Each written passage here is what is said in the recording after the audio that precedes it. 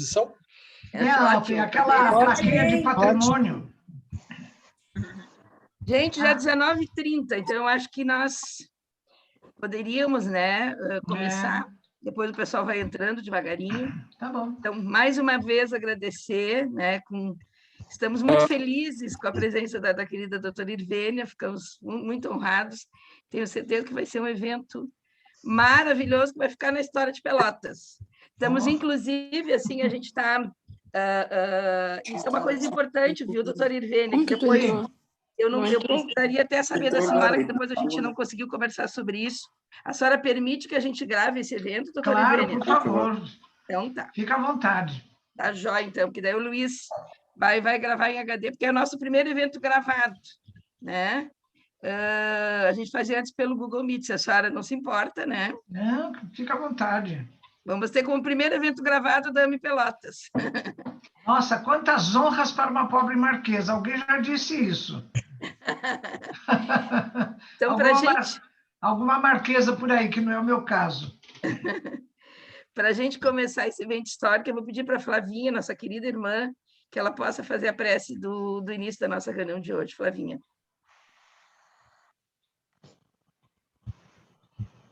A Flavinha está ouvindo? Flavinha?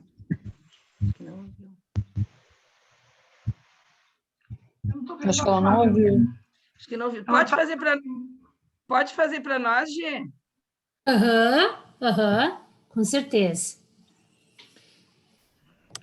Então, elevando os nossos pensamentos e os nossos corações a Deus, a Jesus, pedimos neste momento a presença amiga dos espíritos que nos acompanham na AMI Brasil, a doutora Marlene, que sempre, ou de vez em quando, sentimos a presença dela também, que este momento seja muito especial, que com certeza que nós possamos entender e conhecer um pouco mais e fazer essa troca imensa com a presença de vocês, os nossos mentores e os nossos amigos que nos acompanham. Obrigada, doutor Bezerra de Menezes, que está sempre conosco, e que nós possamos ter um momento de muita alegria, conhecimento e confraternização nos nossos corações com essa pessoa que a gente ama tanto, que é a Irvênia. Então, que Deus abençoe ela, abençoe a sua família, que ela possa ter muita saúde para continuar sempre nesse ideal espírita, nos trazendo tudo isso que ela vai nos trazer hoje, que a gente precisa tanto. Obrigada, Irvênia, obrigada, Jesus, por esse momento. Esteja conosco, que assim seja. Que assim seja. Poxa, Então, que coisa boa. A doutora Irvênia fica bem à vontade, o Sérgio vai estar conduzindo ali, né, Sérgio, como a gente combinou, né? Tá bom. Então, eu pensei assim, até comentei com o Sérgio alguma coisa, eu trouxe um material em PowerPoint para fazer... Só um minutinho, Irvênia, deixa eu te apresentar. Claro, por isso que eu já disse, o Sérgio, né, vai conduzir, a doutora Irvênia apresenta a nossa grande amiga aí.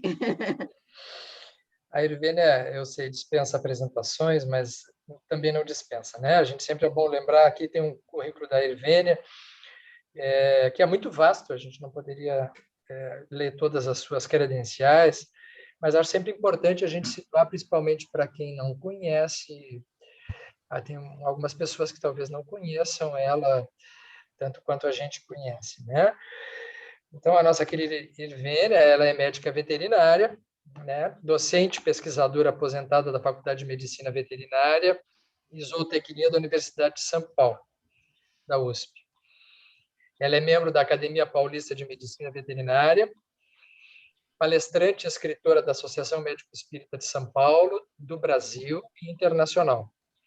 É docente do curso, era ainda, né? Eu acho que o curso de pós-graduação de espiritualidade, esse aí agora não está em andamento. Ele está meio parado, né? Está parado. Ela é assessora técnica do Fórum Nacional de Proteção e Defesa Animal, coordenadora do movimento Medicina Veterinária e Espiritualidade de São Paulo, Movimento Cultural de Medicina Veterinária e Espiritualidade, da USP, coordenadora do Núcleo de Medicina Veterinária e Espiritualidade da AME São Paulo, no VET, integrante da equipe de apresentadoras do programa Nossos Irmãos Animais, na rádio Boa Nova.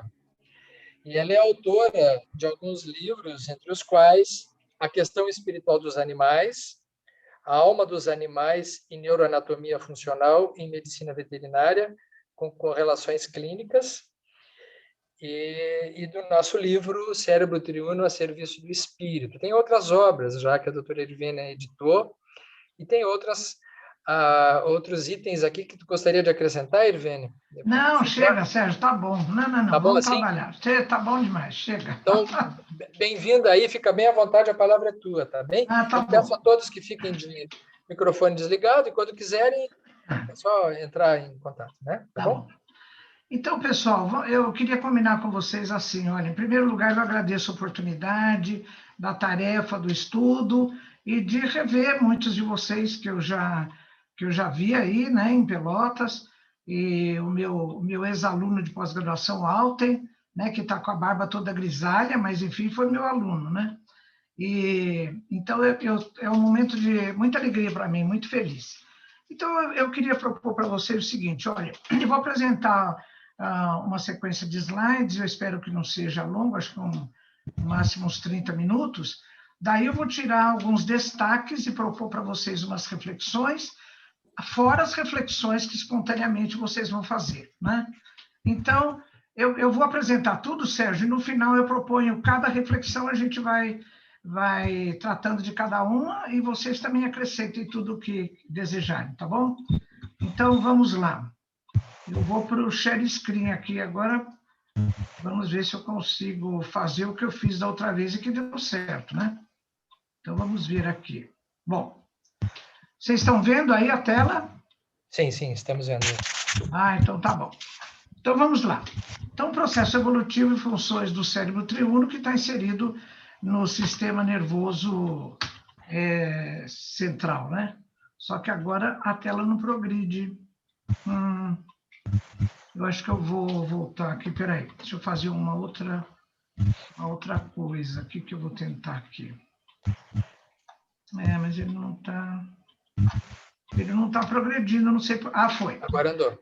Bom, então, eu queria começar comentando essa tese do professor Raimundo Mano Vieira, da antiga Escola Paulista de Medicina, que agora está inserida na Unifesp, né, Universidade Federal de São Paulo. Ele fez essa tese A Mente Humana em 1985 e fez, assim, uma abordagem filosófica disso. Nessa tese, ele comenta que todo processo tem 3 fases: início, programa, que tem 2 vertentes: o bios, que é o denominador comum da organização de todos os seres vivos, e a vertente zoé, que dá a característica especial de cada grupo de animais, de cada espécie mesmo, de cada indivíduo. E um projeto ou finalidade, que também tem 2 vertentes: ou ele é escatológico ou teleonômico. Eu sei que tem outras leituras do que seja escatológico ou teleonômico, mas eu vou me deter na abordagem que o professor Mano fez. Então, ele disse assim: um projeto é escatológico quando ele está inserido num processo em que você conhece o início, todas as fases do programa e onde vai terminar esse processo. É o caso, por exemplo, da manifestação da vida do ponto de vista biológico. A gente sabe que ela começa no zigoto, ela tem todo um programa e ela termina com a morte. Mas a vida, do ponto de vista filosófico, não é assim. A gente não sabe exatamente aqui no nosso planeta como é que começou a vida. A gente tem acesso a algumas fases do programa do ponto de vista orgânico, mas a gente não sabe também como é que isso termina, como é que isso evolui, como é que a vida se manifesta, por exemplo, no perispírito, que já não é mais uma matéria tão densa quanto a nossa. Então, algumas coisas acabam caracterizando a vigência de um processo teleonômico. É o caso da evolução filogenética do sistema nervoso. Então, se a gente abordar o sistema nervoso, começou quando? Nos milhões de espécies animais, e como? A gente faz suposições, temos hipóteses, mas não sabemos exatamente. Temos acesso a algumas fases do programa, o que faz com que a gente possa supor algumas fases anteriores e supor algumas fases posteriores. Mas no que vai dar isso? Nós não somos o projeto final. A gente não sabe, nesse processo evolutivo, quais serão as modificações, quais serão as fases seguintes, né? Onde isso vai dar? Não sabemos. Então, a evolução filogenética do sistema nervoso é um projeto teleonômico. Nesse projeto, existem padrões de configuração, que é uma expressão usada pelo Fritjof Capra, que, à medida, depois que eu fizer a exposição, eu vou levantar alguns padrões e vou colocar em reflexão. Então, vamos lá. Bom, então, existe uma tese, uma hipótese que é aceita por muitos físicos. Eu tive cuidado de ligar para um físico que é irmão de um dos meus genros. Ele trabalha no Instituto de Astrofísica aqui de São Paulo. Ele me falou que essa hipótese do Big Bang, dessa grande explosão, ela ainda é aceita, assim. Ela é contestada, ela é criticada, mas ela ainda é aceita.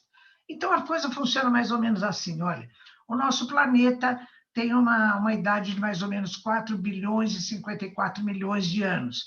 E na sua trajetória toda, ele sofreu durante 20 milhões de anos, 2 vezes, uma violenta tempestade de meteoritos. Então, o que esse material trouxe para a Terra? Trouxe partículas de minerais com gotículas de água, e esses minerais transportavam carbono e aminoácidos, que eram moléculas pré-bióticas. Foram se acumulando no fundo dos oceanos, que eram muito rasos e mornos, formando-se uma sopa de substâncias químicas, da qual emergiram as primeiras formas de vida, bactérias procariontes, que são as bactérias ainda sem núcleo, como são as bactérias, por exemplo, né? Então, esse mecanismo de formação da vida, logo no seu início, é totalmente desconhecido pela ciência. Aliás, segundo essa hipótese do Big Bang, toda a água que nós temos do planeta, que nós bebemos, que forma os mares, os rios que temos na nossa casa, ela veio de fora. E também a vida veio de fora. Então, é um mistério, eu adoro essa coisa da vida, do protoplasma, porque é tudo um grande mistério. E nada mais instigante do que a gente perseguir os mistérios, né? Bom, então começamos por aí.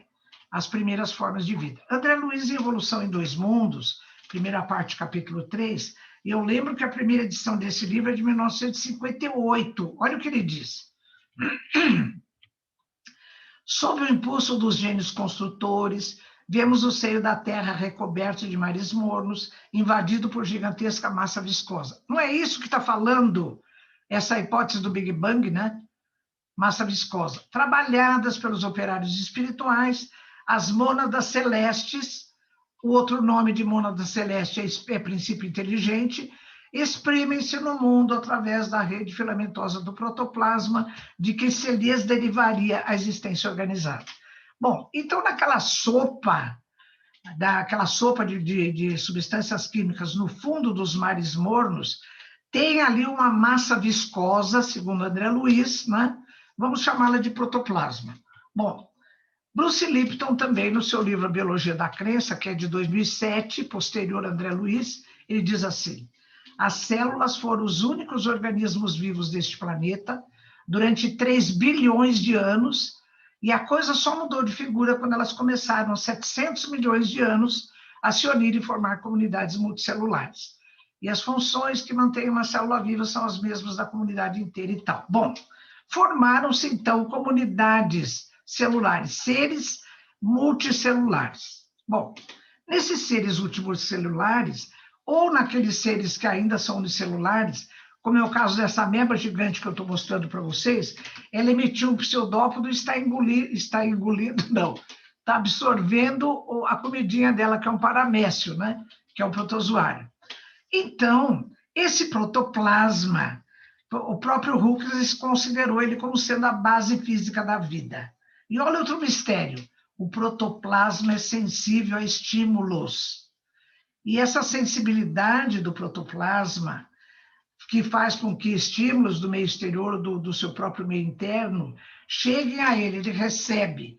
De alguma forma, ele processa esses estímulos e ele faz uma resposta adaptativa. Então, essa resposta adaptativa, ela tem a capacidade de fazer a expressão da vida, a manifestação da vida. E a manifestação da vida, em todos os seres vivos, ela só tem uma linguagem, que é baseada nesse complexo estímulo-resposta.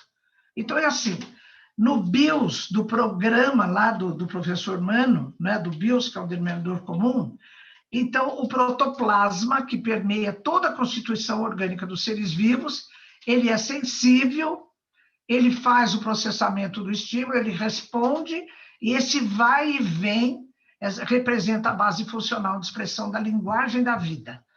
Todo tipo de linguagem, que depois ela vai ter o zoé em cada grupo, em cada espécie, e mesmo em cada indivíduo, ela tem como base funcional o complexo estímulo-resposta, né? Então, essa coisa do denominador comum da vida representa um dos processos organizacionais de toda a constituição dos seres vivos e, consequentemente, do próprio sistema nervoso, né? Bom, apareceram as células procariontes, depois as eucariontes, que têm núcleo, que já tem mais organelas. Então, dessas células se diferenciaram nos organismos multicelulares as células que vão constituir a base funcional do sistema nervoso, que são os neurônios. Os neurônios, eles optaram por uma forma de relacionamento por contiguidade. Eles chegam perto um do outro através das suas ramificações, né? Então, esse tipo de relacionamento por contiguidade é chamado de sinapse, diferentemente de outras estruturas, como é o caso da musculatura cardíaca, que optou pelo sincício.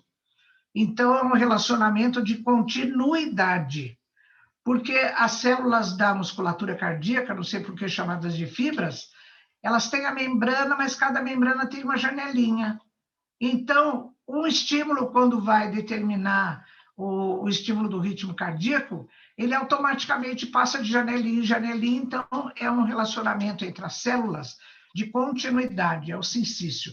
Mas os neurônios não, eles quiseram fazer um relacionamento por contiguidade, por sinapse. Bom, à medida que apareceram os neurônios, de início era uma célula só, mas depois também foram se diferenciando em 3 tipos: neurônio sensitivo ou sensorial, neurônio de associação e neurônio motor. Olha uma característica importante que depois eu vou comentar. Nos cérebros mais diferenciados, mais complexamente organizados, existe uma proporção relativamente maior do que de neurônios sensoriais ou motores? Não, de neurônios de associação. É a grande diferença, né? E, então, esse é um dos detalhes que depois eu vou comentar com vocês. Bom, a primeira vez na série filogenética que a gente identifica um sistema nervoso é nesses bichinhos aí, olha. Anêmonas, hidras, medusas, corais. A hidra é aquele bichinho transparente que queima a perna da gente, né? Nos poucos dias de que a gente consegue fugir para a praia. Bom, o que acontece nesses bichos? Eles têm um sistema nervoso em rede. E é tão interessante que essa rede já se dispõe em 2 camadas. Uma mais externa, formada de corpos de neurônios maiores, fibras mais grossas, malhas mais largas, que vão representar o protótipo do que está nos mamíferos, inclusive em nós, que é o sistema nervoso somático. É toda uma estrutura que se relaciona com o meio externo. Os receptores recebem estímulos do meio externo, né? E também os efetores respondem ao meio externo.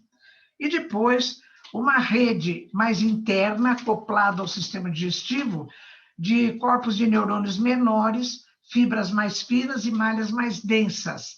Representa o protótipo do que depois, numa fase posterior, inclusive em nós, vai representar o sistema nervoso visceral.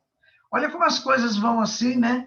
Caminhando numa organização muito bonita. Bem, depois dessa rede, numa etapa seguinte, acontece o chamado processo de segregação. Então, parece que o organismo fala assim, olha, chega dessa bagunça que fica corpo de neurônio misturado com fibra. Então, os corpos de neurônios fizeram uma assembleia e resolveram se reunir, formar uma associação, né? Então, eles acabaram constituindo o conjunto de corpos de neurônios, o que hoje nós identificamos como substância cinzenta, que no sistema nervoso central se apresenta de 2 maneiras, ou formando massas, pequenas massas, ou maiores, chamadas núcleos, ou formando lâminas, como é o caso do córtex cerebral. As fibras também falaram, é assim, eles se reuniram lá, formaram o seu clubinho, nós também vamos formar o nosso. Reuniram-se formando feixes de fibras, que no sistema nervoso central são os vários feixes que conduzem dor, temperatura, isso, aquilo, e no sistema nervoso periférico, os nervos. Então, na progressão da evolução filogenética do processo do sistema nervoso, começou a acontecer isso. Hoje nós identificamos, nos animais mais complexamente organizados, substância cinzenta, ou em núcleo ou em lâmina, e substância branca, né? Ou em feixes lá dentro do sistema nervoso central, como é o caso da cápsula interna, e fora do sistema nervoso central, formando os nervos. Bom, nos invertebrados, que são seres muito primitivos do ponto de vista de organização do sistema nervoso, já acontece uma coisa muito interessante. Então, é assim, aqueles corpos de neurônios que já formaram substância cinzenta, eles vão se reunindo numa sequência, numa série de chamados gânglios, né, na parte ventral do organismo, e ventralmente ao tubo digestivo já tem um gânglio que ficou no terminal da cabeça e já aumentou. Eu não sei por que, uma coisa que eu vou colocar depois em reflexão, tudo que quer mandar nos outros, ele fica acima, né, na frente e acima. Bom, então o que acontece nesse caso? Eu coloquei aí os anelídeos, é o caso das minhocas, né, para exemplificar. O sistema nervoso já organizado, ventralmente ao tubo digestivo, ele é ganglionar e ele tem já como o próprio organismo, uma simetria bilateral, chamada de antimeria. Então, já você pode traçar um plano bem no meio e dividir o animal e também a organização do sistema nervoso em duas partes, chamadas antímeros. Então, a linguagem técnica para antimeria não é você falar lado direito e lado esquerdo, ou então você falar... tem outro termo. O certo é você falar antímero direito e antímero esquerdo, né? E também, como tem um gânglio atrás do outro, essa conformação é chamada de segmentação ou metameria. Então, no sistema nervoso dos invertebrados, a organização das estruturas já se faz com antimeria e com metameria. Bom, acontece que, então, naqueles primeiros quinidários lá, que eram aqueles que tinham um sistema em rede, a simetria era essa aí que eu estou mostrando, era radial ou radiada, né? Então, vários planos dividem o corpo da criatura, assim, formando uma sequência circular. Nesse caso, já nos invertebrados, acontece a antimeria e a metameria. Eu já pus aqui o nosso corpo dividido, segundo o plano mediano, no antímero esquerdo e no antímero direito. Nesses casos de organismos mais complexamente organizados, como é o caso dos mamíferos, a metameria ou segmentação ela já está mais disfarçada, mas ainda existem estruturas metaméricas. É o caso da coluna vertebral, né, a sequência das vértebras, é o caso das costelas. Então, tem uma porção de estruturas que ainda tem lá, bem escondidinhas, uma disposição metamérica. Bom, quando chega o caso dos vertebrados, e o primeiro representante na escala filogenética é o anfióxo. É um peixinho de mais ou menos 1 centímetro que vive em regiões abissais do mar Mediterrâneo e de outros por aí. O que ele fez? Ele falou, não, eu sou vertebrado, né? Eu já sou de uma categoria, não vou ficar nada com esse coisa de sistema nervoso ganglionar, lá ventralmente ao tubo digestivo. Ele pegou e fez uma mudança total. O que aconteceu? Aquela sequência de gânglios do anelídeo, ela se fundiu, os dois antímeros se fundiram e ficou uma massa contínua ímpar, que ela se deslocou para ficar dorsalmente ao tubo digestivo e depois com encapsulamento ósseo, conservando ainda a disposição em bilateria e metameria, né? Então, já surgiu uma coisa interessante. Começa a aparecer bem nítido no terminal da cabeça a formação de 3 vesículas, que eu vou mostrar para vocês aqui. O prosencéfalo, o mesencéfalo e o rombencéfalo. O desenvolvimento dessas 3 vesículas é que vai resultar no encéfalo, que é toda a massa neural que nós temos dentro da cavidade craniana. Então, na nossa cavidade craniana, o encéfalo tem 3 partes: o tronco encefálico, o cerebelo e o cérebro, não é? Por isso que, a rigor, os termos encéfalo e cérebro não são sinônimos, mas a gente corriqueiramente usa como sinônimo, né? Então, o prosencéfalo, mesencéfalo e rombencéfalo. Bom, olha que coisa interessante isso. Vocês se lembram que o protoplasma era sensível? Essa sensibilidade do protoplasma, ela vai continuar nos padrões organizacionais como um elemento indutor das mudanças.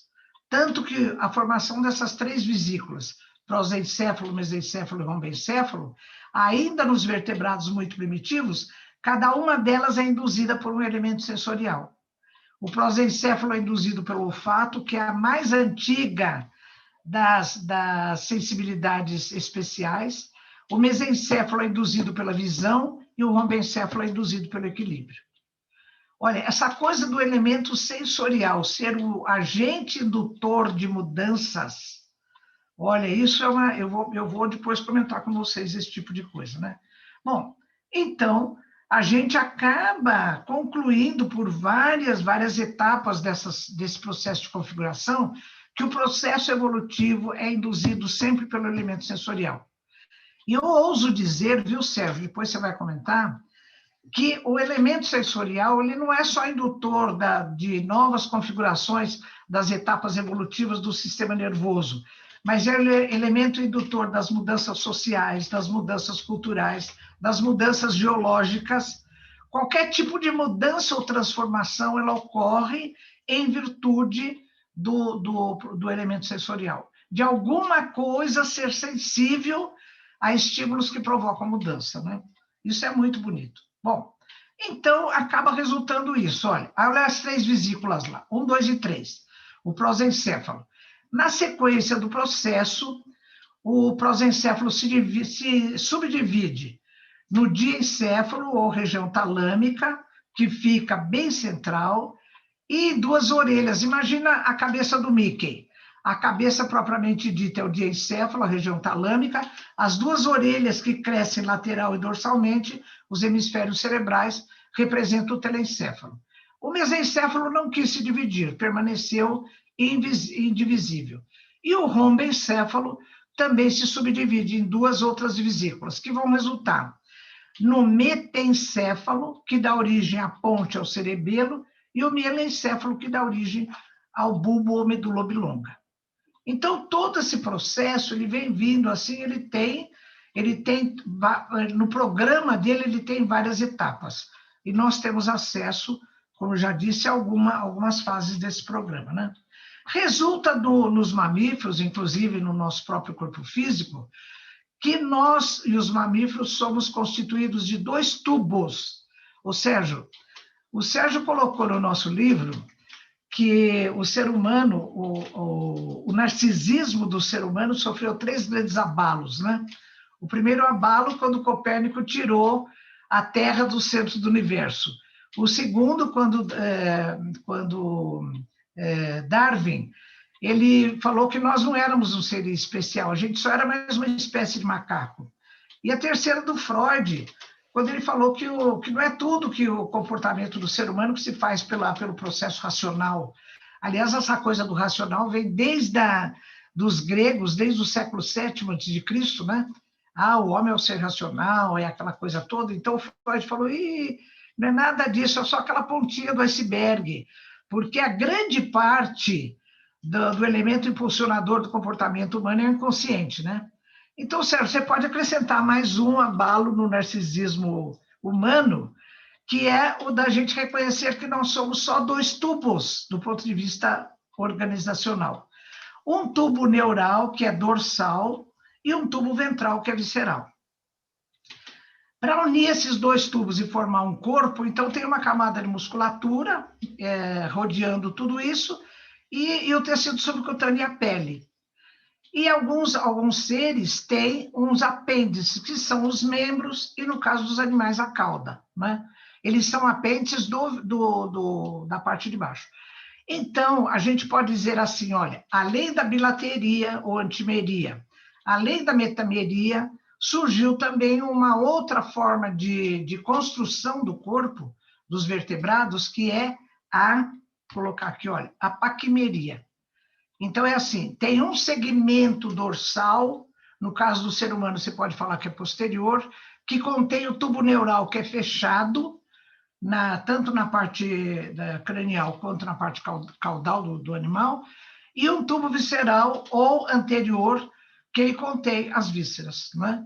Então, é bem por aí.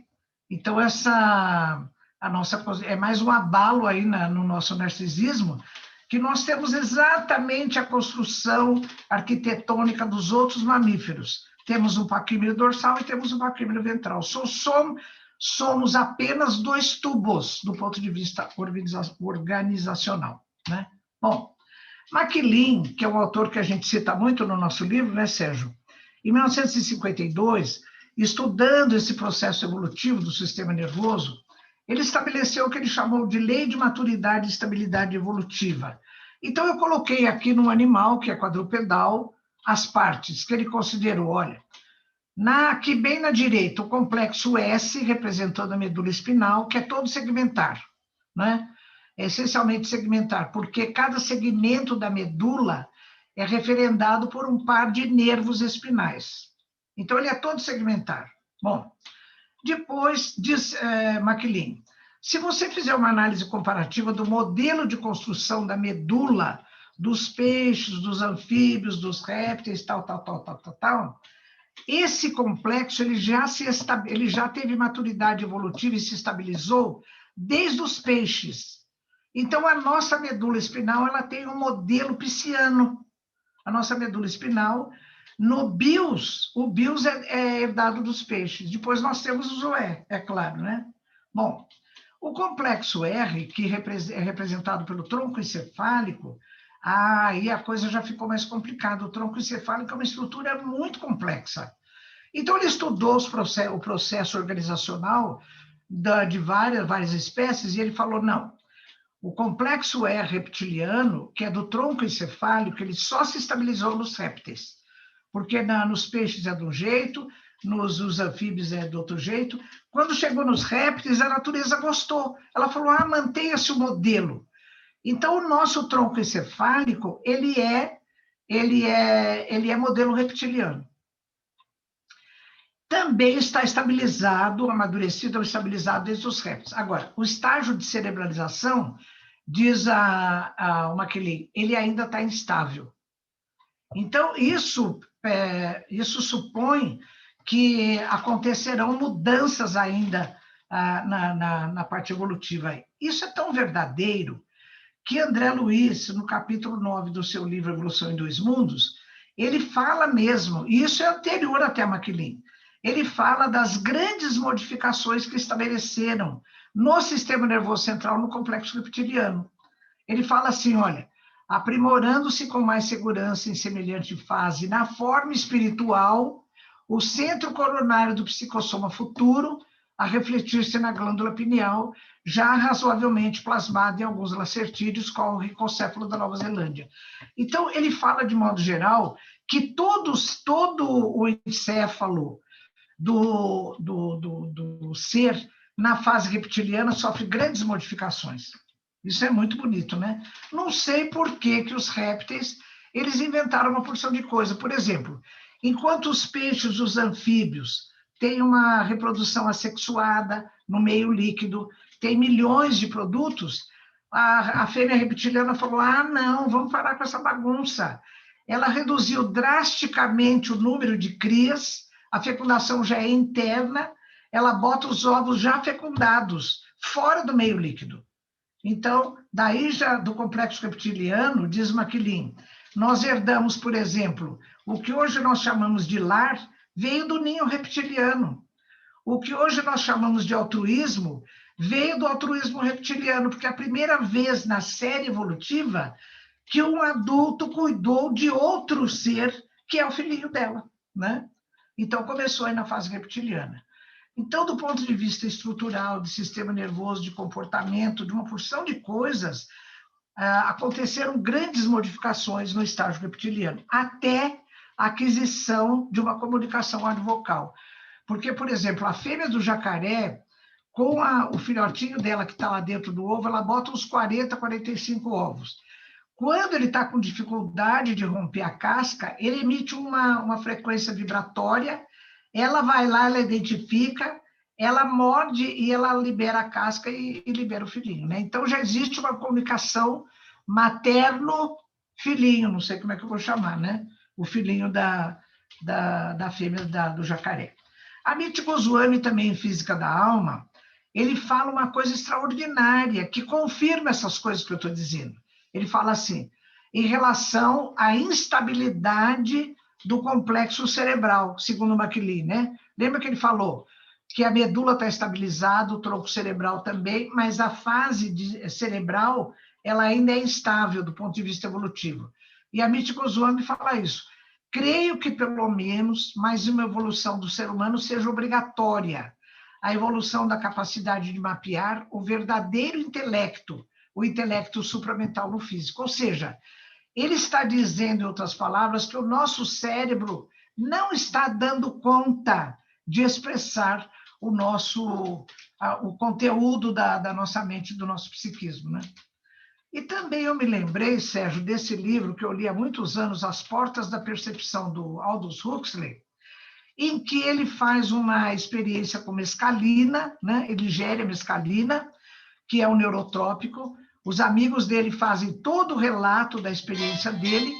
E qual é a tônica do relato dele? É uma hipersensibilidade, é uma exacerbação de toda a sua função sensorial.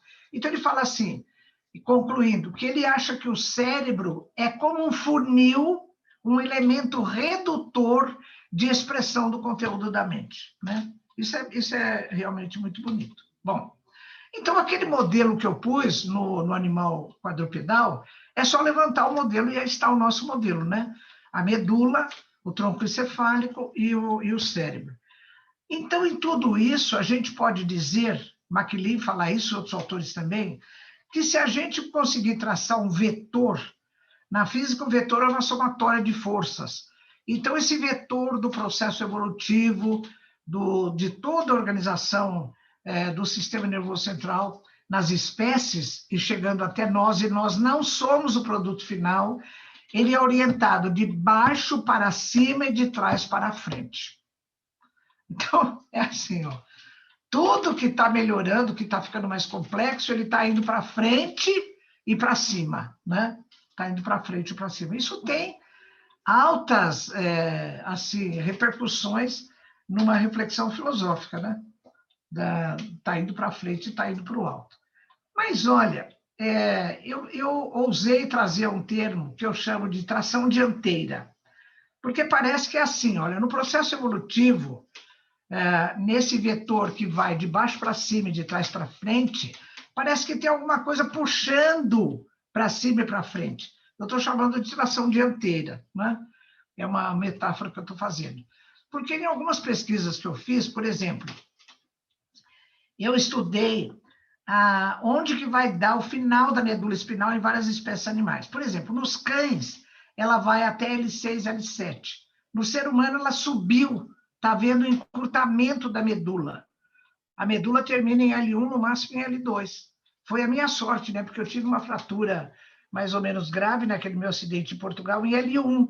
E a minha medula ali já tinha acabado, então, graças a Deus, e aí deu certo, né? Outra coisa que está acontecendo é na medula, a inserção do plexo braquial.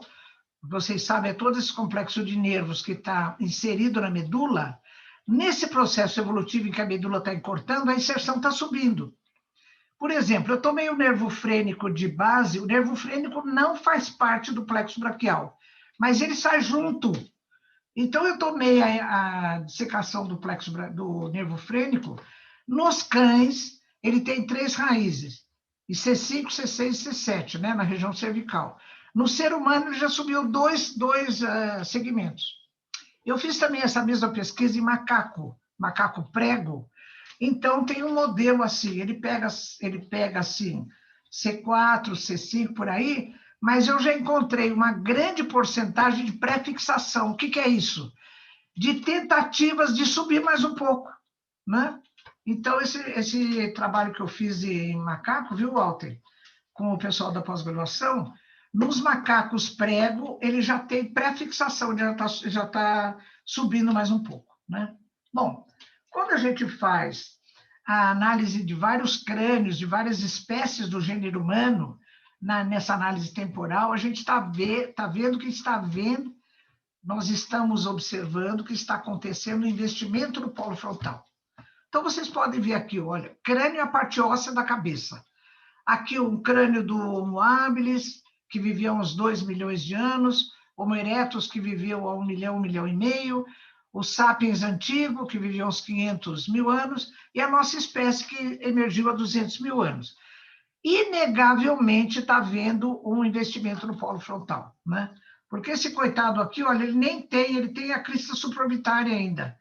O polo frontal dele é muito pouco desenvolvido. Então, está havendo um investimento no polo frontal, né?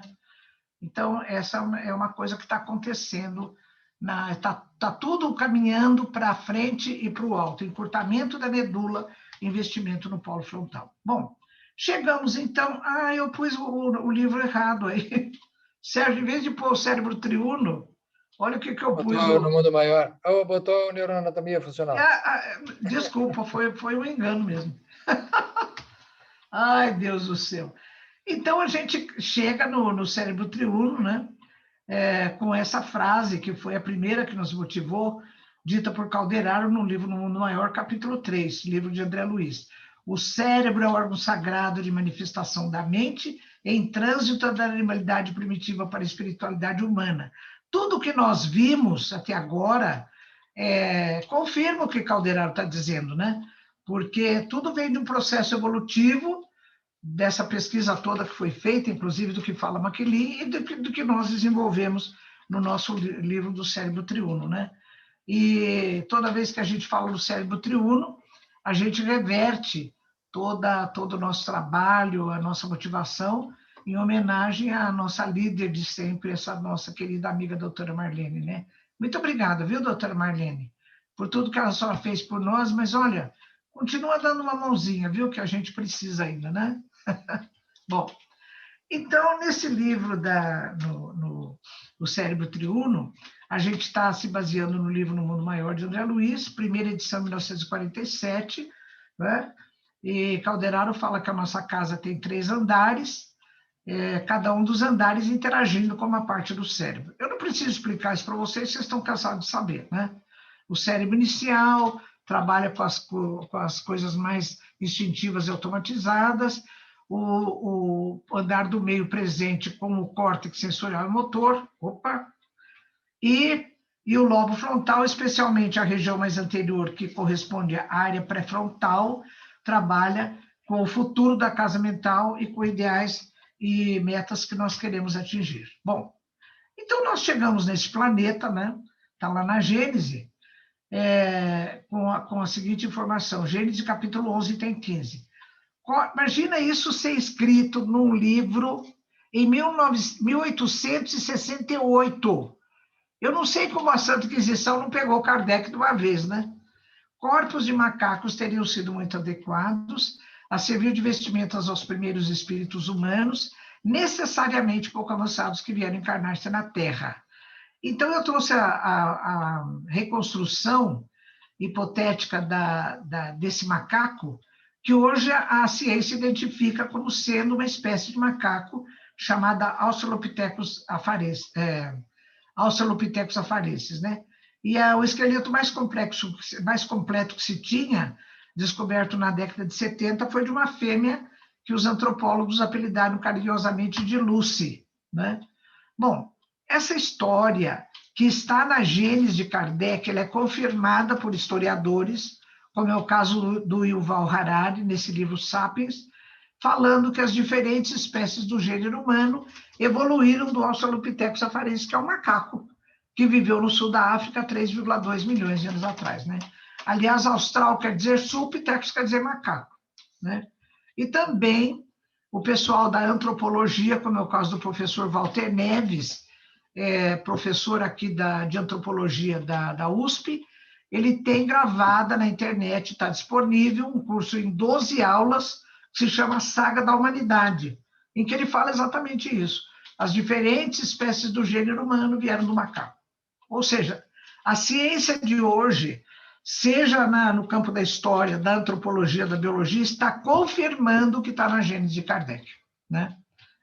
Aliás, nós não viemos do macaco, nós ainda somos macacos, né? Bom, agora, pessoal, eu vou perguntar uma coisa, olha, nessa história evolutiva, desde do Australopithecus, da Lucy, veio vindo uma porção de espécies aí, tem muito mais, né? Eu pus só algumas. O Homo habilis, o Erectus, o Heidelbergensis, o homem de Neandertal e a nossa espécie. A gente pergunta assim, qual dessas espécies que emergiu aqui do macaco já é um ser humano? Esse cara aqui, olha, o Homo habilis, o pessoal hoje de antropólogos e biólogos não estão aceitando mais essa criatura como pertencente ao gênero humano, porque várias análises antropológicas feitas estão dizendo que ele tem mais características do macaco, do Australopithecus, do que das outras espécies do gênero humano. Então, na ciência, está escrito assim, a espécie que já é considerada humana é essa aqui, olha, Homo erectus. A nossa imagem e semelhança, né? Como diz o sofista, o homem é a medida de todas as coisas. E como nós, os sapiens, é que estamos examinando, a gente falou, bom, qual deles já tem o nosso biotipo, o nosso peso, a nossa estatura, o desenvolvimento cerebral, é o Homo erectus. Agora, e como é que fica essa faixa intermediária aqui, né? Ah, mas sabe quem vai tratar disso? Puxa, eu estou demorando mais do que eu pensei. É André Luiz. André Luiz, em Evolução em Dois Mundos, a partir do capítulo 9 e 10, ele vai falar do que foi investido pelos espíritos nesse homem intermediário aí, que ainda saiu do macaco, mas ainda não é um ser humano. O André Luiz usa muito adequadamente o termo homem infraprimitivo. Ele não chama de homem primitivo, homem infraprimitivo. Olha o que ele diz. Atingindo os alicerces da humanidade, o corpo espiritual do homem infraprimitivo demora-se longo tempo em regiões espaciais próprias, sob assistência dos instrutores do espírito, recebendo intervenções sutis nos petrechos da fonação, para que a palavra articulada pudesse assinalar novo ciclo de progresso, ou seja, permitir a produção fisiológica da voz. Ele continua. Aprende, então, o homem, com o amparo dos sábios tutores que o inspiram, a constituição mecânica das palavras, para a criação da linguagem convencional, com que reforça a linguagem mímica e primitiva, por ele adquirida na longa viagem através do reino animal. Eu fiquei tão motivada com isso que no último Medivesp eu fiz uma palestra sobre a evolução dos processos de linguagem, né? Que tem desde a dança das abelhas, os animais se comunicam, eles têm uma linguagem muito rica, que é a chamada linguagem não verbal, e que MacLean chama de linguagem prossemática, uma coisa assim. Bom, continua André Luiz ainda, capítulo 10. Por intermédio da palavra, que assegura o pronto intercâmbio com os companheiros, fundamenta-se no cérebro o pensamento contínuo. Olha, pessoal, isso está fazendo a gente entender que aquele homem infraprimitivo que está lá no limbo, ele ainda tem pensamento fragmentário como os animais, né? Continuando. E por semelhante maravilha da alma, as ideias, fragmentos da crisálida de consciência no reino animal se transformam em conceitos e inquirições, traduzindo desejos e ideias. Ai, mas eu acho isso tão bonito, né? Continua André Luiz ainda no capítulo 10.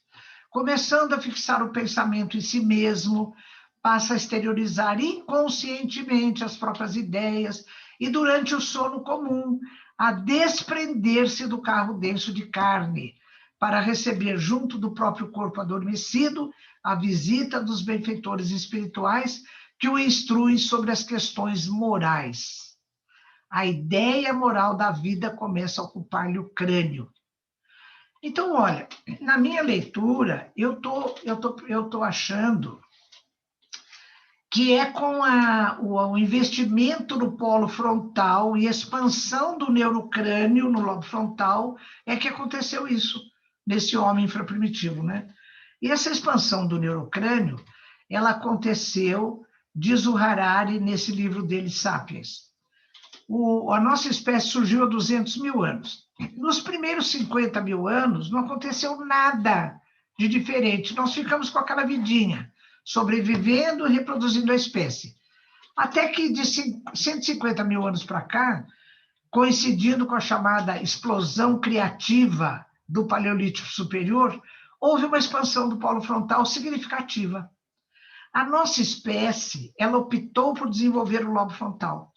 Eu fiquei muito surpresa quando eu li, nesse livro e em outras coisas, que o homem de Neandertal, que vivia de 600 a 400 anos, ele apareceu muito antes da nossa espécie, o crânio dele era maior que o nosso, o cérebro dele era maior que o nosso.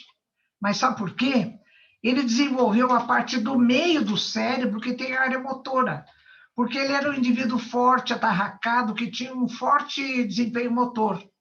Ele vivia numa região muito inóspita, ele carregava muito peso, então ele falou, eu não vou pensar em nada, eu agora preciso sobreviver. Ele desenvolveu a área frontal, tanto que o nosso cérebro é redondo, como uma bola de futebol brasileira, e o cérebro do Neandertal, ele tem a forma de uma bola de futebol americano. Ele é assim, ó, ele é gordão no meio e ele tem os dois polos mais de diâmetro menor. Uma coisa extraordinária, mas a nossa espécie optou por desenvolver o polo frontal de funções cognitivas, né? Associação de ideias, escolha, tudo isso aí tá em desempenho do lobo frontal.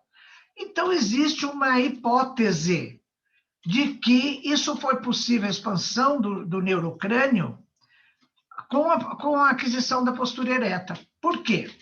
Nos animais, vocês perceberam, olha, os músculos cérvico-torácicos, eles se inserem aqui na parte posterior do crânio, aprisionando a superfície do neurocrânio. Quando o ser vai ficando de pé, essa inserção ela vai migrando e ela fica aqui bem embaixo, né? Então, ela passa a ser, vamos chamar de inferior. Então, libera a superfície do neurocrânio que pode se expandir. Então, nesse processo todo, o que houve? Uma redução do viscerocrânio, que é a parte aqui da face, né? Que toda a parte de macaco tem a parte da mandíbula bem pronunciada. Houve uma redução e expansão do neurocrânio com investimento no polo frontal. Então, isso é uma hipótese, né? E eu acho ela bem adequada, assim, né? E o Harari ainda falta duas coisas que eu trago por curiosidade. Esse ser que está evoluindo, ele, na sua trajetória de vida, ele teve dois saltos evolutivos. Um salto tecnológico, que foi representado pelo domínio utilitarista do fogo. Quando ele conseguiu trazer o fogo para dentro da caverna, isso aconteceu com o Homo erectus, o homem de Neandertal e o sapiens antigo, há uns 300 mil anos, né? Então, é o primeiro, ao mesmo tempo, esse domínio utilitarista do fogo representou o primeiro impacto de desgaste da natureza, constituindo a chamada pegada ecológica, né? Que é uma coisa que a minha filha, que é agrônoma, ela fazia estudo sobre isso, vendo o comportamento humano, qual é o desgaste que representa nas fontes naturais de recursos do planeta, né? O outro salto é cognitivo. Então, esse professor aí do Rio Grande do Sul, ele fala que em túmulos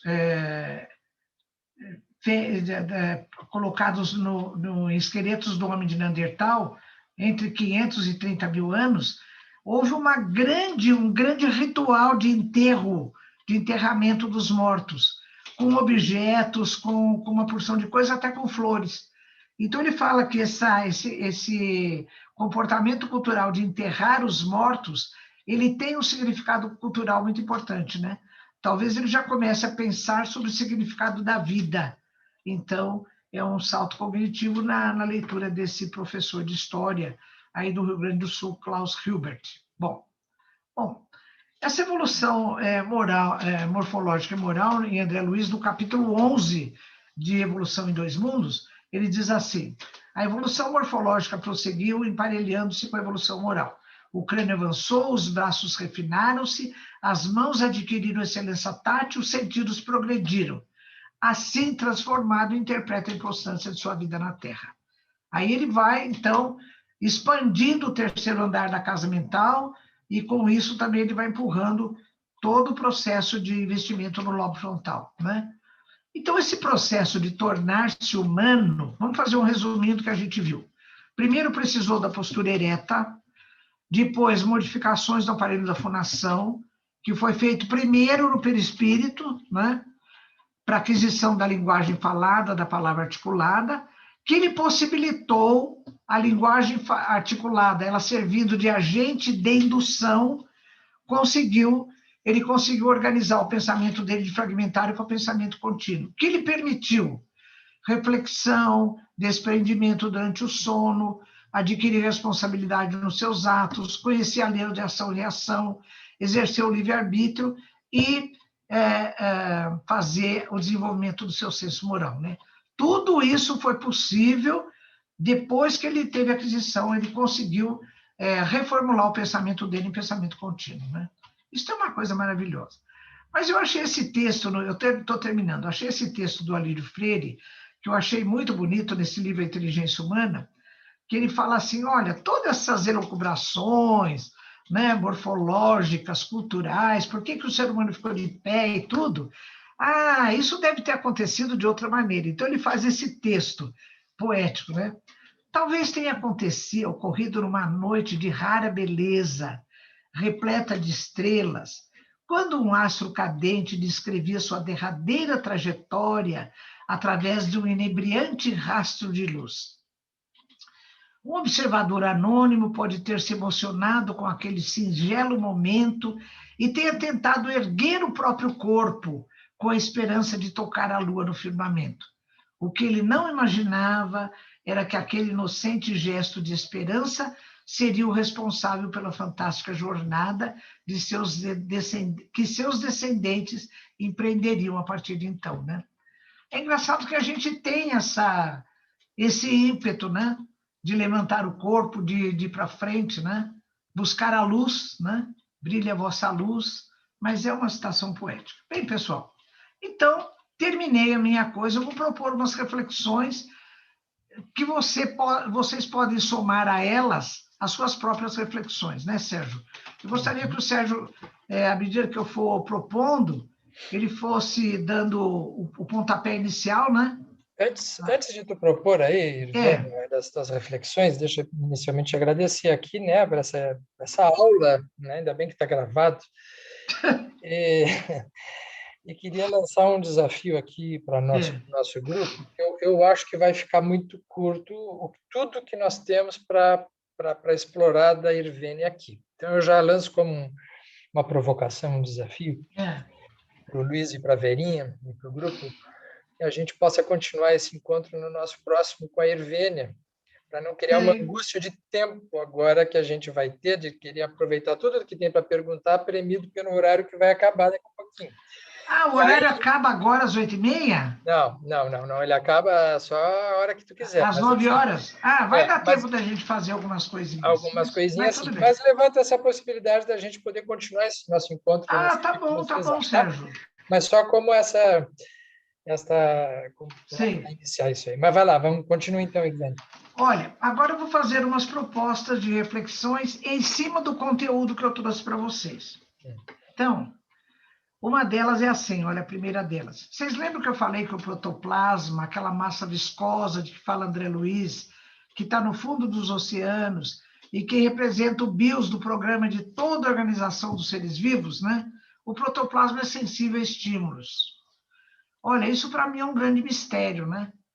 Quem é que inventou dá esse pontapé inicial de que o protoplasma ser sensível a estímulo? Porque tudo começa aí, né? Então, o sensível, na minha leitura, esse elemento do sensível, Herculano Pires fala muito bem do elemento do sensível e do inteligível em um dos livros dele, né? O elemento do sensível, eu estou fazendo a leitura que ele é o agente de transformações, de mudanças. Se não tivesse essa faculdade, essa característica do protoplasma, de ser sensível, não aconteceria nada na evolução de todos os seres. Mas esse elemento do sensível, eu quero agora trazer para outros contextos. Por exemplo, no terreno geológico, no terreno social, no terreno psicológico, no terreno econômico. O que vocês acham disso? Será que é verdadeiro essa coisa de que o elemento do sensível é agente de transformações? Hein, Sérgio? Olha, Irvênia, bom, assim, ó, eu acho que esse é um ponto sensível da nossa discussão, né? Porque se a gente pegar por aí de que... Bom, primeiro eu queria dizer o seguinte, que eu fiquei muito feliz de saber que a nossa cabeça está aumentando. Não é? Isso é uma boa notícia que tu nos traz aqui, né? Que nesse processo evolutivo, a aquisição da postura erecta, e chama a atenção no seguinte aspecto também, Irvênia, né? Que o Homo erectus é exatamente o ponto em que ele para de usar a boca como órgão de apreensão e libera os braços, não é? E libera as mãos para poder... Quando ele se ergue, é que ele libera os braços e as mãos. Sérgio, esse processo de liberar as mãos, ele vem vindo no processo desde o Australopithecus afari, desde esse macaco. Certo. Porque o pé dele ele tem já uma... Ele não chega a ser exatamente como o pé humano, mas ele já tem mais características de pé humano do que pé de macaco, que vive em árvore. Fizeram um estudo, Sérgio, com 3 esqueletos. O esqueleto da Lucy, o esqueleto de uma menina de uns 3 anos, que eles chamam de bebê de Kika, e de um outro macho inteiro também, um macho adulto, que tá bem completo. Fizeram um estudo morfológico intenso, eles verificaram o seguinte: da cintura para cima, eles são tipicamente macacos. Eles têm os braços longos, eles têm aqui toda a conformação do tórax, ainda tem um achatamento látero-lateral, como os animais têm, o crânio é pequeno. Agora, da cintura para baixo, eles têm mais características próximas do biotipo humano do que do biotipo do macaco. O pé, inclusive, é um deles. Então, nesse Australopithecus, que ainda é macaco, já está um processo, porque nada é assim de repente, né? Tudo é um processo, vem vindo naquele ser infraprimitivo, vai indo, mas você tem razão, no Homo erectus, o Homo erectus ele já está com tudo isso muito bem estabilizado. Porque né? eu pensei o seguinte, que a partir desse momento, liberando as mãos e os braços, ele fica mais liberado para poder produzir a linguagem representada. O futuro do pensamento, a entrada do pensamento vai vir exatamente depois disso. Ele vai poder usar as mãos, vai poder se habilitar para outras funções, né? E fiquei lembrando, Irvênia, de Penfield, né? Penfield vai no cérebro exatamente representar né, aquela imagem da cabeça invertida, né, nos pés, né? Chama atenção aquilo ali também, né? Então, Sérgio, tem várias modificações que foram acrescentando, né? Eu posso depois, num segundo tempo, quando a gente se encontrar em outro dia... Eu fiquei com muitas perguntas aqui, eu acho que o pessoal aqui... então... uma delas é assim, qual é o processo... Qual é a função da postura erecta no processo evolutivo, né? E qual é exatamente isso que tu traz agora aqui, assim, em que momento essa sensibilidade ela vai se expressar nessa ascensão para o topo do nosso cérebro como um indicador de evolução. Então, essa é uma pergunta. Sérgio, eu tenho uma... Tudo é processo, né? Tudo é processo. Nada assim aconteceu de repente. Agora, a partir desse momento, tudo existe um para trás mente assim que dá sustentação. De repente, o MacLean fala muito bem quando ele fala em lei de maturidade e estabilidade evolutiva, né? Aquilo vem vindo, de repente deu certo, tá bom, a natureza falou, vamos manter. Então, a partir daquilo se mantém, né? Mas as coisas, então... Vamos deixar, então, esse elemento do sensível para a gente pensar. Outra coisa que eu gostaria de conversar com vocês lembram que eu falei que no projeto teleonômico de construção do sistema nervoso, existem padrões de configuração, né? Então, vocês lembram quando eu falei que cérebros mais diferenciados têm uma proporção relativamente maior de neurônios de associação? Então, é assim. Então, tem o cérebro do primata não humano, do primata humano, relativamente tem mais neurônios de associação. O que os neurônios de associação fazem? Eles associam, eles se relacionam uns com os outros. Então, existe um padrão de configuração, né? Um padrão de configuração. E o Capra fala muito bem isso, que esse padrão de configuração que existe em alguma coisa, ele se repete em outras coisas. Então, ele faz um estudo muito bonito, citando um dos caras que ele entrevistou. Então, ele fala, por exemplo, o seguinte, ele fala que no comportamento humano tem uma porção de padrões de configuração. Por exemplo, o sorriso, o padrão de configuração que estabelece o sorriso do meu bebê, ele é o mesmo também que a gente nota no sorriso de todos os bebês, né? Então, eu trago isso para o terreno cultural. Então, o Capra fala em Pertencendo ao Universo, no capítulo 4, dessa mudança de foco que a gente vinha vindo assim de uma ciência descritiva, de uma coisa que prioriza o indivíduo. Então, nessa mudança de foco, ele estabelece dois conceitos. O conceito de indivíduo, que é a unidade. Então, aqui na nossa sala tem 20, 30 pessoas, 40, 50, né? Mas a tarefa do ser humano é nos tornarmos pessoas. Pessoa caracteriza a maneira como cada indivíduo se relaciona harmonicamente com os outros indivíduos da rede, né? Estabelecendo, portanto, um relacionamento harmônico. Então, ele fala que a personalidade diz respeito ao indivíduo, mas a pessoalidade ela é definida pelos padrões de relacionamento harmônico entre os indivíduos, que são as unidades, né? Então, eu entendo que a nossa transcendência que nós buscamos, né, a nossa evolução espiritual, ela vai se fazer através da pessoalidade.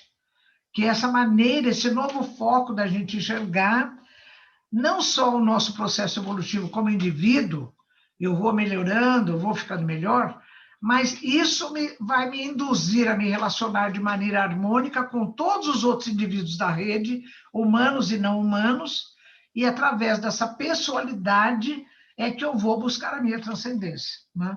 Vou continuar aqui no meu raciocínio, olha.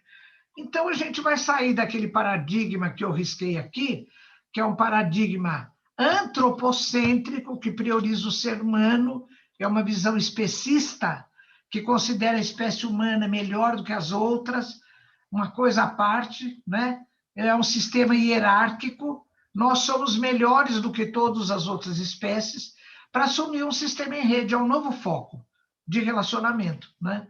Então, esse novo paradigma, que é o biocêntrico, ele vai do reducionismo para o holismo, do racional para o intuitivo, da competição para a cooperação, da exploração para a conservação, da dominação para a participação, do proselitismo para o testemunho, do conceito de indivíduo para a pessoa, e o Capra termina dizendo, quando a gente assumir esse novo foco de relacionamento, de padrão de configuração, nós vamos expressar o nosso amor, quer dizer sim a esse pertencer.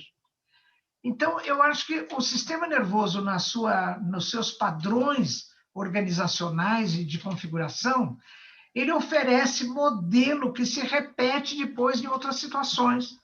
Por exemplo, nessa mudança cultural de foco que a gente vai colocar em relação à ciência, em relação ao contexto social, de ter uma nova visão, que o que importa não é mais a qualidade do indivíduo, importa sim.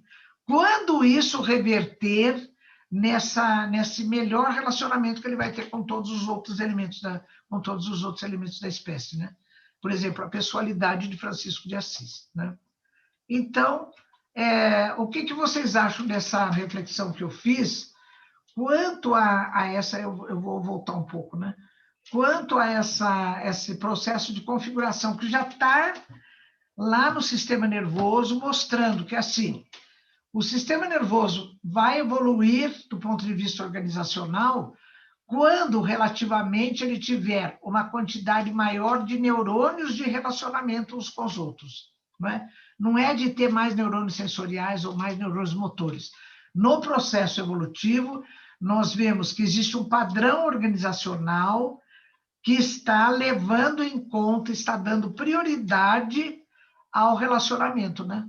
Nesse padrão de relacionamento, que depois vai se repetir nesse novo foco de visão cultural que nós estamos assumindo, né? Nesse paradigma chamado biocêntrico. Vocês acham que tem a ver isso que eu falei? Fica aberto aí, gente, para vocês poderem se manifestar, né? Gente, doutora Irvênia, que coisa fantástica, é muita informação, muito conteúdo fantástico para a gente discutir. Mas uma coisa interessantíssima desse sensível lá do início, que me lembrou uma das coisas que o Sérgio fala muito, naquele que nós vivemos um movimento contínuo, né? Nós estamos sempre em movimento, e esse eu acho que é o nosso aprendizado, a nossa escalada e a nossa evolução. Então, eu acho que tem muito a ver esse sensível ainda, bruto, extremamente bruto, né, do início, e que vem fazendo essas transformações, essas andanças, até essa pessoalidade ali do Francisco de Assis, que é literalmente a pessoalidade, né? Que é esse movimento do relacionar, e é ali que a gente vai fazendo o aprendizado. Né? Esse padrão de configuração, que o que importa no sistema é o relacionamento harmônico, né? Agora, porque... Flávia, pode falar, por favor. Não, porque muitas vezes a gente conversa e brinca, e dá vontade de ficar no monte, né? Como os apóstolos diziam para Jesus, mestre, vamos ficar aqui? E ele nos disse, não, é importante que se desça, né? Tem que relacionar. E acho que tem tudo a ver com esse processo, né? Fantástico. Então, isso, viu, Flávia, em termos morfológicos puramente, é o que o pessoal chama de geometria dos fractais.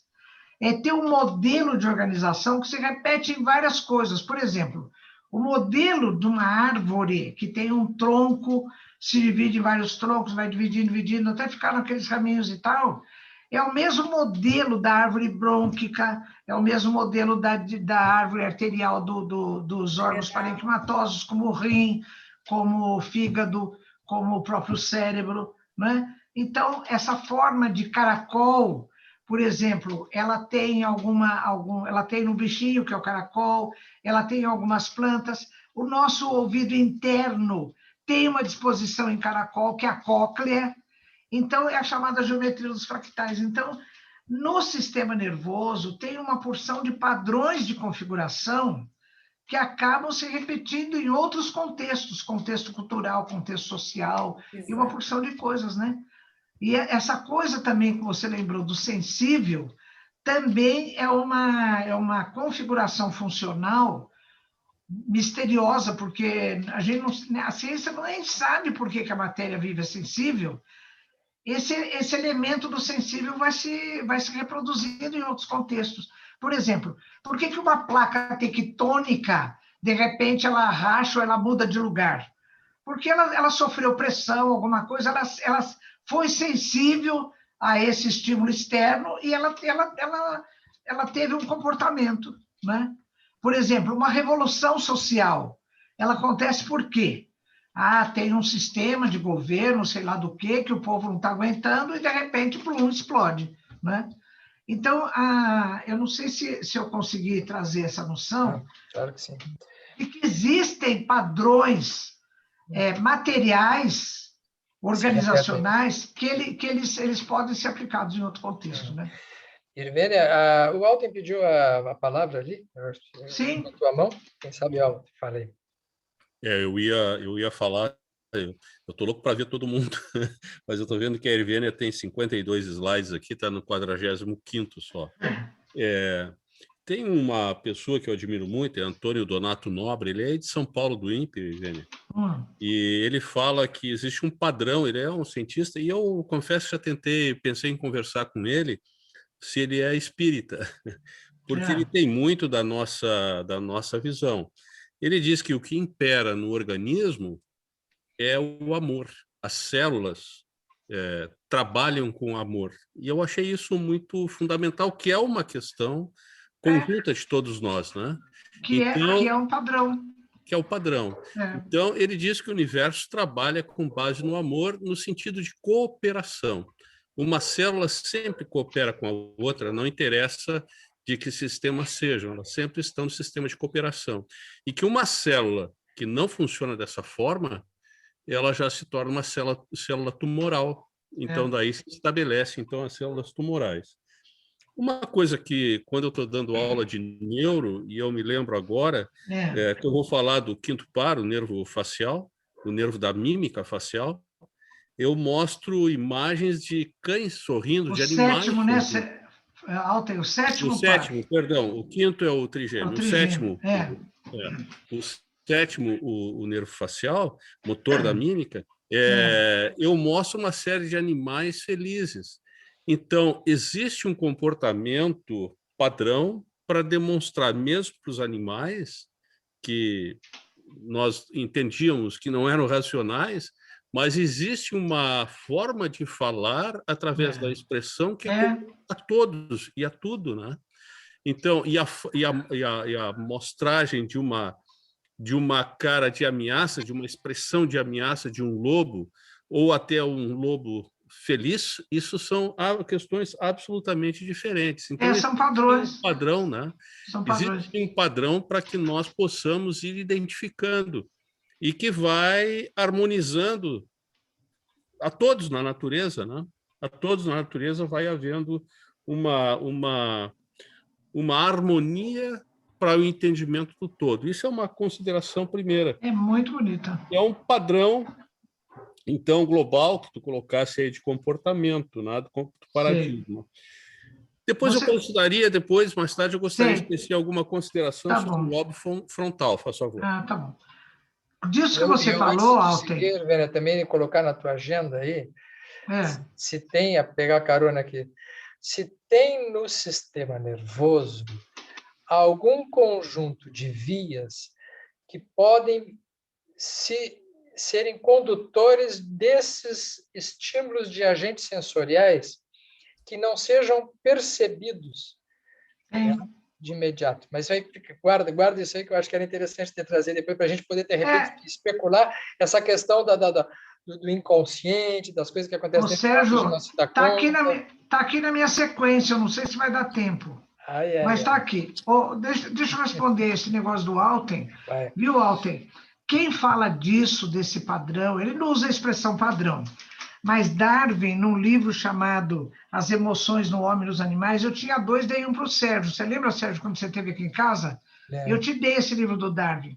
Ele fala assim na apresentação, que ele começou a perceber que nos cães que conviviam com os filhos dele, a manifestação de expressões que correspondiam às dos filhos, expressões de medo, expressão de alegria, expressão disso, daquilo, né? Então, são padrões, como você está falando.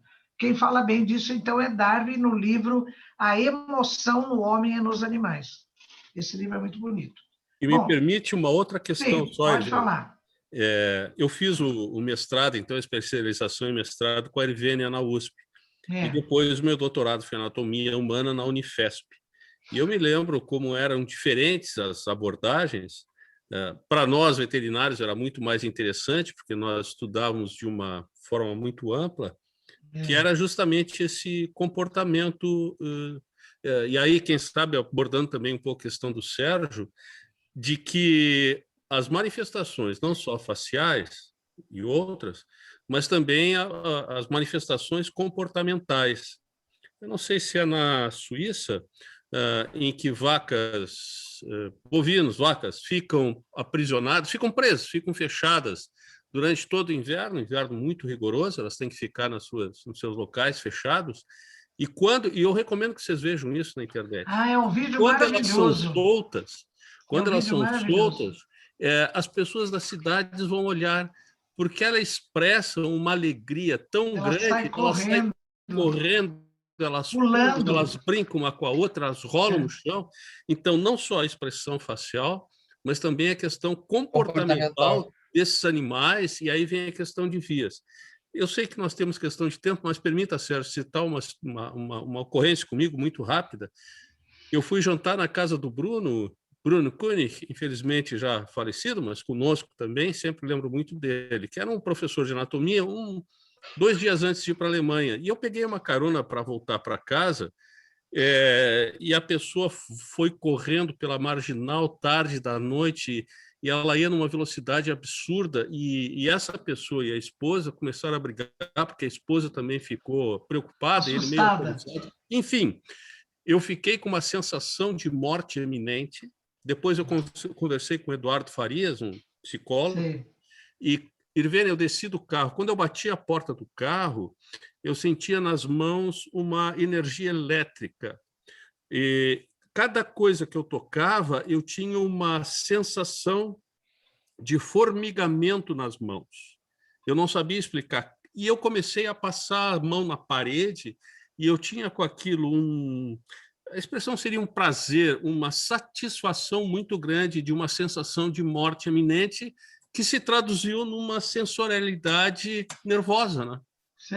Então, se existem essas vias, elas certamente podem ser ativadas ou podem ser utilizadas outras vias para manifestação de sentimentos muito, muito intensos, até através do choro, a questão mais simples. Acho que eu posso colocar e deixar só como uma motivação para a nossa próxima vez, né, Sérgio? Quer ver? Deixa eu ver se é esse aqui. É esse mesmo.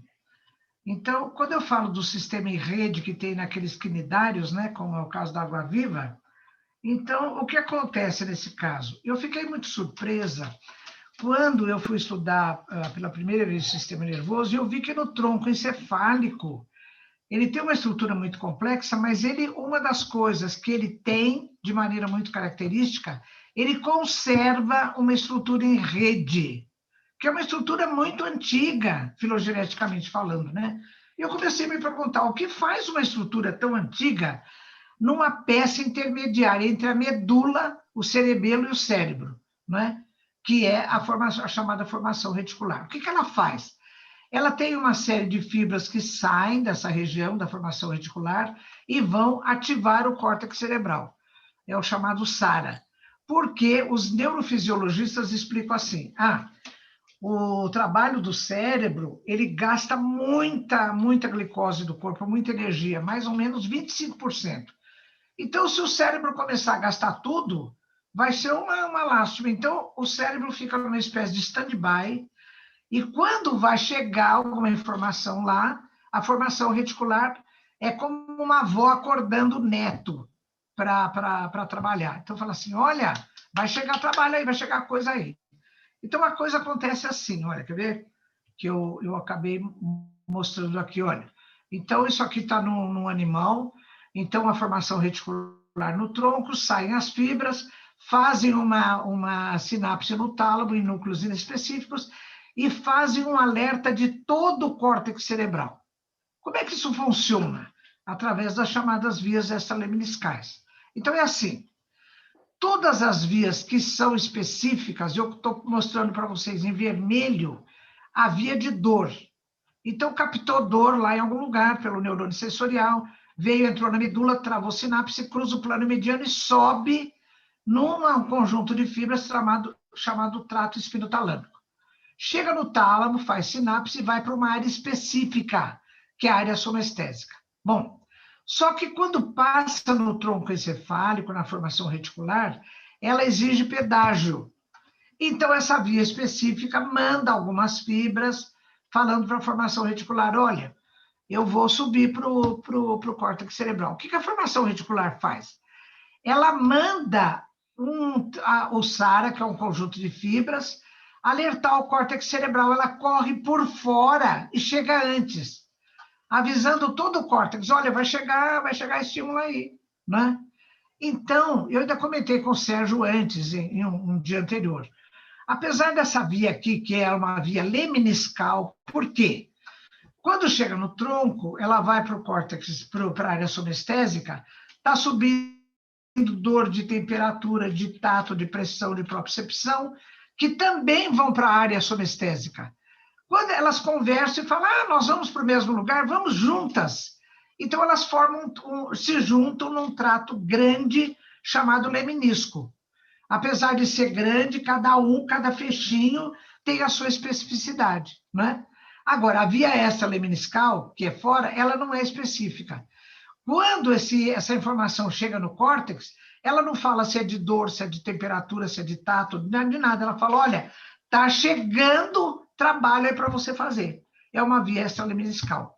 Então, Sérgio, eu perguntei para você, a gente não tem noção consciente de quando chega essa via lá e fala para a gente, olha, acorda que vai chegar a coisa.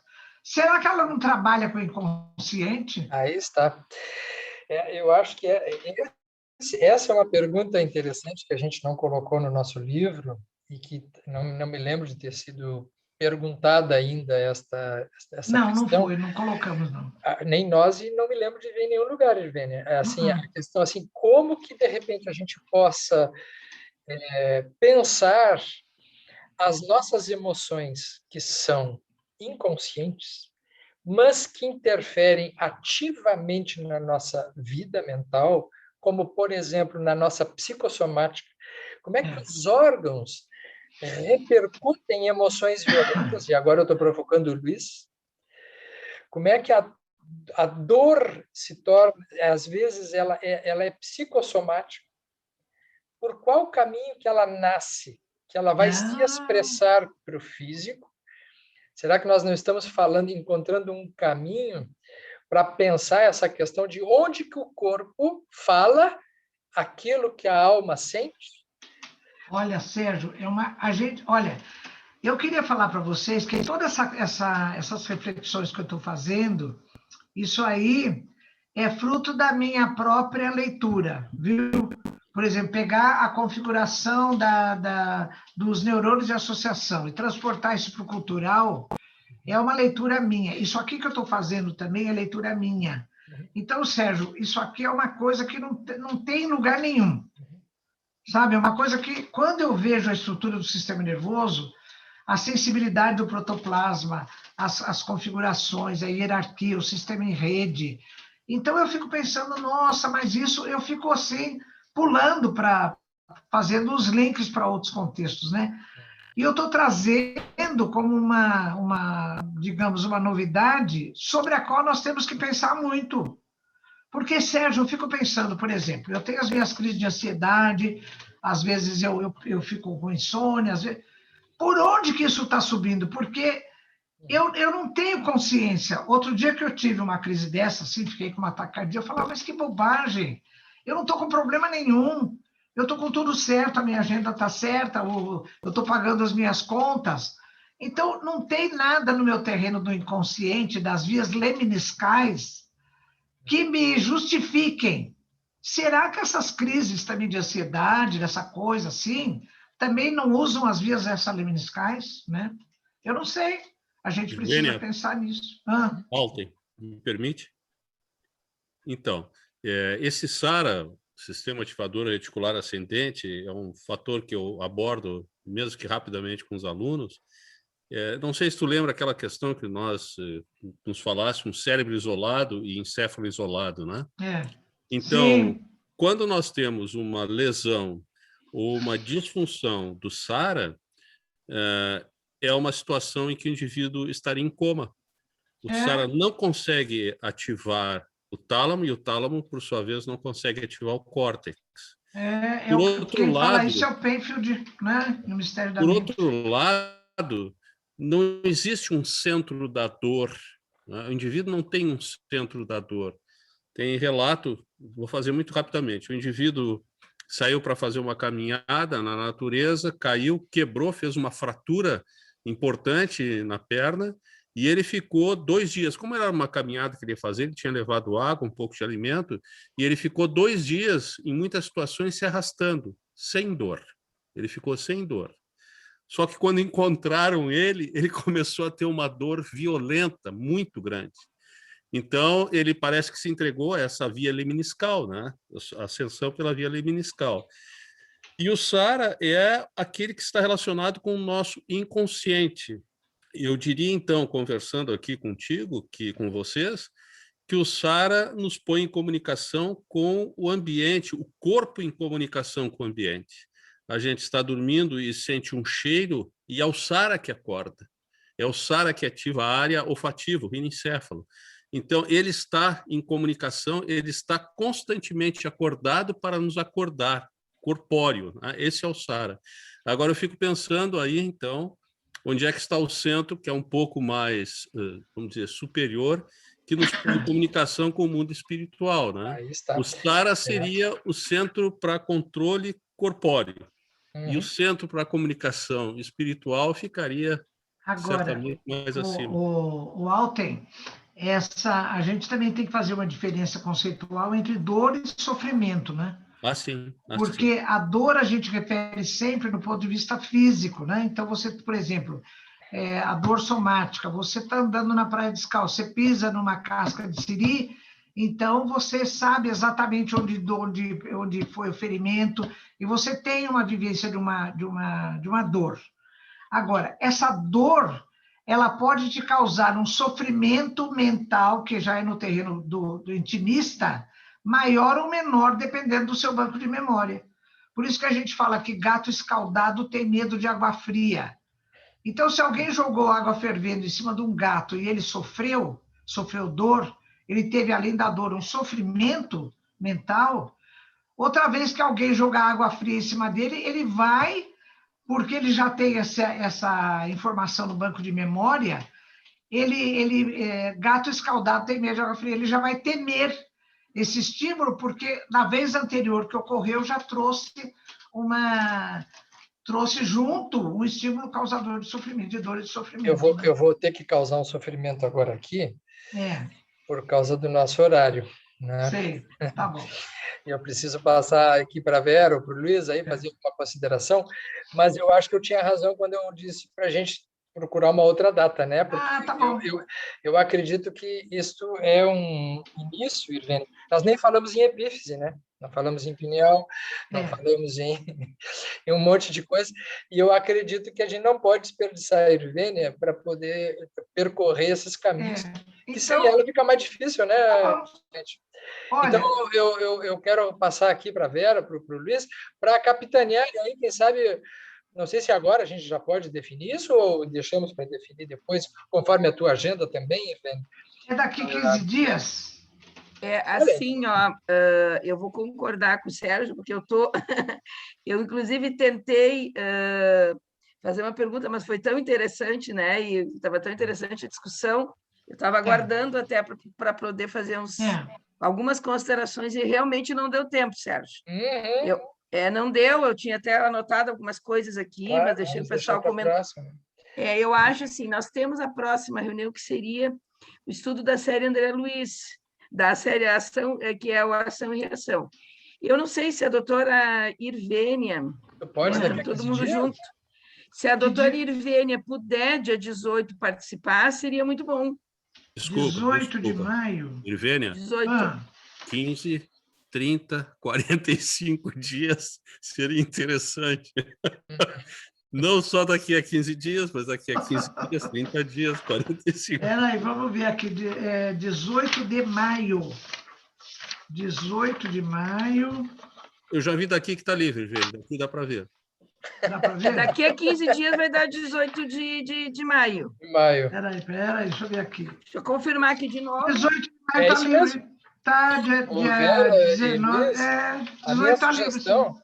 A minha sugestão, Verinha, é que a gente deixe esse tema do ação e reação, que é um tema nosso caseiro, para seguir depois, não é? Sim, também acho. E a gente possa continuar com a sequência o nosso espaço dos assuntos que a gente está abordando hoje daqui a 15 dias. O que vocês acham? Tá bom. Então, a gente continua com as perguntas que vocês têm e com essas reflexões que eu fiz aí, que realmente demanda tempo, né?